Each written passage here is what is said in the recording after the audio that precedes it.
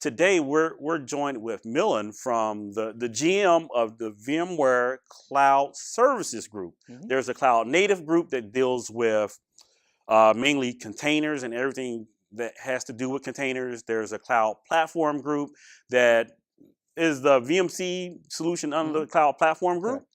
And now we're talking cloud services, which I don't know if people realize this, even without having the older VMware Cloud solution with the proper infrastructure as a service company solution, VMware is still a cloud services company. At VMworld, you guys announced some pretty cool security products, etc.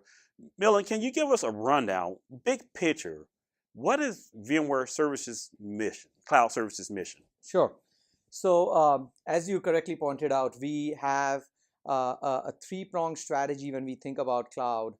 Of course, the on-prem private cloud, or I would say a private cloud that increasingly looks more and more like the public cloud that customers are running. The extension of that is what you hear about, which is VMware Cloud on AWS. Our service provider partners, 4,000 of them, that business is growing year over year 40% from a subscription standpoint. We have certain service providers. One of them has 12 petabytes of vSAN Oh, wow. running, right? So that's kind of what I call as taking the operating environment that you know on-prem and simply providing the same extension on a service provider partner or VMware Cloud on AWS. But we also understand, and you talk about this quite a bit, which is there is this thing called the native cloud. Right. The large public cloud providers and customers are starting to drive new application deployments, in some cases lift and shift into these native clouds. So AWS, Azure, Google is coming up. I start hearing about things like Alibaba. That's the faction. And so if you kind of project things out, how does a customer manage, secure, and operate this multi-cloud environment? And so as VMware, we started on this journey of cloud services 18 months back. And the idea is to deliver a set of services delivered from the cloud that help our customers not only manage their hybrid, VMC service provider plus on-prem, but also native in a consistent manner. So you mentioned some really big companies, Alibaba. Most of us in the VMware community work for small, medium businesses. What services can we look towards in that portfolio of services to say, you know what, VMware is solving some real problems for me. Let me take a look at these services. Yeah. So, I think everybody's excited about what VMware Cloud on AWS brings, this Right. idea of a one-click cloud if you're a VMware operator. But from a cloud services portfolio standpoint, I think if you take our existing base of customers who are also now expanding to a native cloud, one service that comes to mind is Network Insight. Network Insight is the same offering as a service, which is we realize Network Insight as a product. Oh, really? Except it is delivered as a service. Mm-hmm.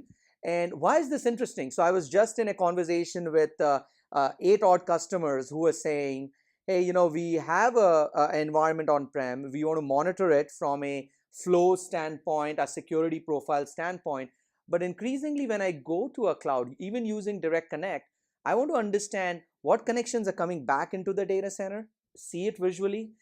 If my developer or my line of business is creating security groups or policies in the cloud, I want to know if they are compliant, if they are by the rules that we are governing by. I want visibility into that.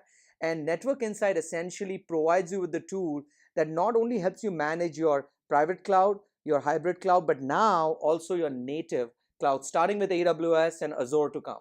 And so Network Insight, I think, is a very interesting opportunity for our customers to get on-demand kind of visibility and analytics from a network and security operations standpoint. So I think one of the reasons to highlight why this is important, I talked to Paul Fazone right before I talked to you, and one of the things we were talking about was PKS and all the things that VMware admins have to now be concerned with. Before, when I cut my teeth on it wasn't even called vSphere, but on ESX 3.5, I just concerned myself with operating systems, some networking, and some storage. Mm-hmm. For the most part, the storage team reported to a completely different group. I just requested storage, and then I had to attach that to my my ESX cluster. And how the storage stuff, the LUNs, and all of that happened in the background, I really didn't concern myself with.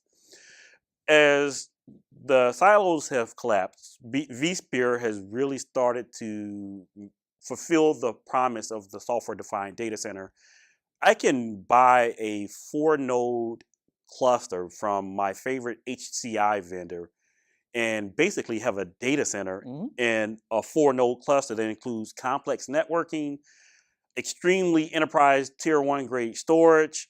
And now I'm looking at stuff like PKS and adding more services to that. I'm adding more value to the business without needing to know the deep level details.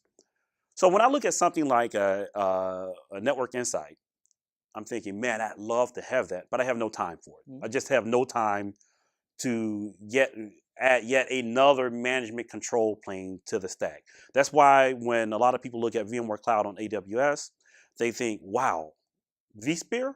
I get vSphere, but I get none of the management concerns of managing vSphere. Mm-hmm. Is that the same intent with products like Network Insight and other VMware products? Take these traditional VMware products and, for lack of a better term, it's a term in NFI, SaaS-ify the product. Yeah, I think SaaSification is one element of it, which is making it a service, but that's not enough. I think if we just took a on-prem product and SaaSified it and made the same product available as a service, it will kind of, it will have a run, right, I would say. But to truly operate in a multi-cloud, sometimes you need to kind of rethink the paradigm. And so I look at something like a Network Insight as the way we will operate and monitor infrastructure going forward. Like I said, a simple thing like I have a VPN connections to multiple clouds right now.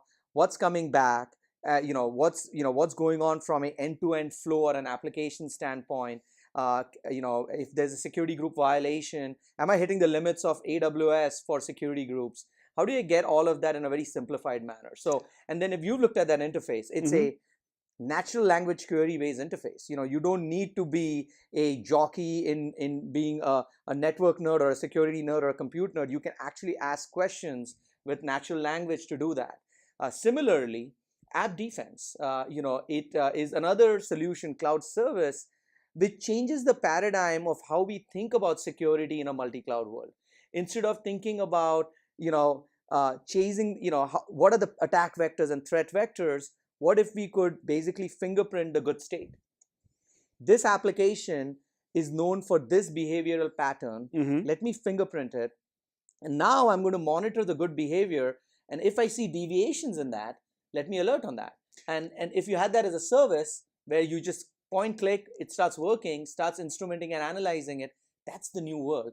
And so it's not just, like I said, SaaSifying the product, it's also bringing new constructs to market, like app defense, like how NI thinks about it from a simple natural language, which is why I think this paradigm is interesting, and I think our customers should be looking at. So as we talk, let's expand that conversation out to that hybrid infrastructure, what I call, where I have private cloud or private infrastructure, and I have to integrate with SaaS and cloud services. Everyone, small businesses up to large businesses, have a hybrid infrastructure. Whether you have to integrate with something as simple as Workday to VPCs or VMware Cloud on AWS, we have these complex networks. With that comes complexity with services that I never had as a VMware admin, that was always someone else's concern. But now when I have VMware Cloud running in AWS in another data center, not just another data center, but a cloud provider's data center, how do I rethink services like SD-WAN? You guys, it may not fall on your group, but you guys acquired VeloCloud. So naturally, I'm thinking, well, when I talked to the VeloCloud guys, they had stuff in AWS. Are you guys, is this stuff on the roadmap to integrate those offerings and give me even more insight in an insight network insight service versus what I can do on my alone, or the effort that it would take for me to do on-prem? Great question. So I think if you break down the problem into two elements, is one is the end user who is trying to connect to these different SaaS services, in this case, Office 365, Concur, or name your SaaS tool of choice. And what we've done with our Workspace ONE and AirWatch solution is, and I'll give you my experience. I log in to what is a central VMware URL. We call it login.vmware.com, Uh-huh. and I get a catalog of SaaS services available to me. I click single sign on, fully authenticated, fully monitored. That's what our kind of EUC Workspace ONE portfolio brings to our customers, which is every end user, whether you're coming from a mobile device or you're coming in from a laptop, you essentially can connect to a SaaS service seamlessly from an end user experience standpoint. On the other side of it, though, is infrastructure. And if we look at who we've been working with, it's been about, hey, you've got your infrastructure, you've got SDDC, but now you have to connect these different centers of data. Your data center with a VMC center of data, maybe with a partner center of data like a Colo with a native cloud. Right. And so what we have right now is, for vSphere-based clouds, we have HCX, which essentially provides you with a connect at layer 2 or layer 3 very seamlessly as a service. Wow, okay. And for customers who are looking at migrations, right? I'm going to shut down this data center and move to VMC, or shut down this data center and move to another data center of mine. HCX provides a seamless way for you to move vSphere-based workloads either live, vMotion, or shut down and start across large distances in a very seamless manner, right? Optimized, secure, and it's fully delivered as a service. So let's talk about this fully delivered as a service piece, how I consume, how do I buy any of these services? First off, let's talk about the infrastructure, because we're geeks and we like to talk about infrastructure. Are these services deployed in my, let's say it's a AWS VPC, and I pay for both the AWS EC2 charges and the service, or do you guys deploy it in your own VPC? What does deployment and cost look like? Sure. So our service, we operate it in, depending on the service, we would run it in the native cloud. So you don't need to worry about how we kind of operate and run it from a cost standpoint. Mm-hmm. And then when you need to run the service, it's essentially a subscription model. So you would attach the service to, in the case of NI, it's based on vCPUs, Mm-hmm. which is how most of the transactions take place in the cloud. But in the case of cost, it's a percentage of this, your cost profile. Okay. Right. And so it's varying depending on the service. But the way we are doing this is, you essentially have a model. First things first, you can trial the heck out of it. Right. So you go to cloud.vmware.com, you log in. I want to try this service out. We have 9 services out right now. You can try each one of them for a period of time for free. Okay. Right. So there is a trial period. If you like it, you move to a subscription model. You can either do it on demand, so you're paying it as you use it, or you can say, you know what, I love this service, I would like to do a 1-year commit or a 3-year commit. Okay. And of course, based on your commitment level to the solution, the numbers get more and more optimal. So how do I find out more about cloud services at VMware? We've only talked about 2, App Defense and NI. Is there any others? Yeah, so we have 9 services, and I'll kind of walk you through kind of value prop, right? Mm-hmm. So we talked about NI as this kind of cross-cloud monitoring tool from an infrastructure standpoint, and then App Defense as this new way to kind of drive security, starting with vSphere but going to native. Mm-hmm. We have HCX, which allows you to connect all these different clouds and move workloads around transparently, very easily in that. And then Cost Insight, which essentially allows you to understand your cost elements. So a simple example is, I'm running on-prem, and I have an application, and I want to move it to VMC. What would that cost profile look like, right? Because I'm going from something that I'm running on-prem to a public cloud, which is subscription. Does it even make sense? Or I'm running in AWS, am I running the application optimally? That's what Cost Insight Sounds does. like VR ops on steroids. It's more from a cost Right, standpoint, but yes. from right. And so so there's Cost Insight, but I would say, of all these services, one hidden gem that I don't think a lot of you know about is Wavefront, an acquisition we made. Has it been 6 to 9 months back or a year ago? And it it made its mark working with the large SaaS providers, right? So if you look at the customer profile for Wavefront, it's all the large SaaS providers we talk about, Workday, Right. Box, and others. They are using this to build their app, operate their app, and run their apps, right? And so what Wavefront brings is to your developer or to IT, a cloud scale monitoring tool.